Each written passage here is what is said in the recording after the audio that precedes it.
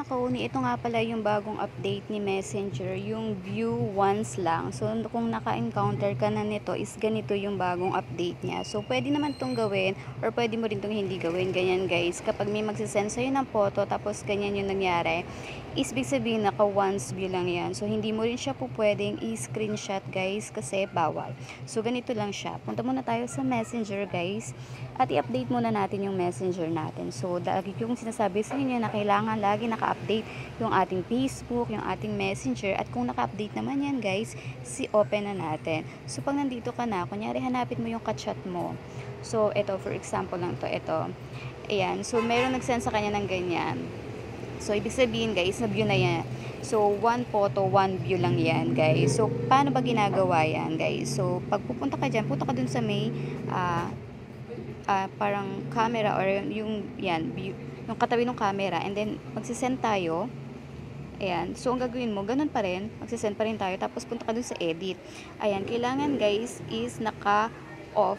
Pag naka-off yan, ibig sabihin hindi ka makakapag-send ng view once. So kapag ganyang in-note mo, view once nang nakalagay, at saka mo siya isi-send. So, para pag nakita yan, mamaya papakita ko sa inyo. Pag pinakita ko yan sa inyo, isang beses yan lang mabibview, at hindi mo na yan mabibview, hindi mo rin siya may screenshot, hindi mo rin siya makukuha. Hindi kagaya dati na nakukuha natin yung mga picture or video. So, ganyan yung gagawin nyo. Tap nyo lang yung isi-send nyo, and then, ayan, i-off nyo lang kapag gusto nyo i-send siya ng buong picture, yung makukuha nyo, ganyan. So, hindi nyo na, kailangan naka-off yung once view.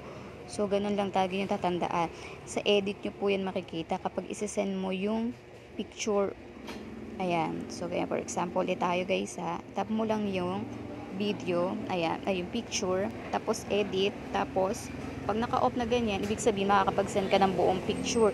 Pag tinap mo yan at naging once view, magiging once view lang yan. So, pag in-open mo siya, isang beses lang.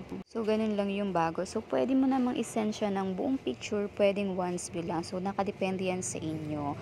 So, kung ako sa inyo guys, itry mo na yan. At yan yung bagong update ni Messenger. So, ito na yung papakita ko sa inyo. Ito yung sa kabilang Messenger. Ayan nakalagay, view. So, hindi pala siya nakikita kapag tinap ko siya. Pero, ayan, nakita ko na siya. Yung na ganyan. Ibig sabihin, pag ganyan na yung itsura ng photo, ibig sabihin na view na yan. At kapag tinap mo yan, is may lalabas na you view. Ayan, you already view the photo. So, ganyan siya. Ulit natin. Ayan, pag tinap mo yan, ibig sabihin na view na yan, guys. Hindi pala siya lumalabas. So, parang confidential. Ayan. Hindi mo rin siya pwedeng i-screenshot kasi nga bawal. So, ganyan yung bagong update. So, ganyan. Tapos, ito naman pinakita ko sa end. Tinap mo siya, already view na. At ito naman yung hindi enough ko yung once view. So, ganun lang guys. Thank you for watching.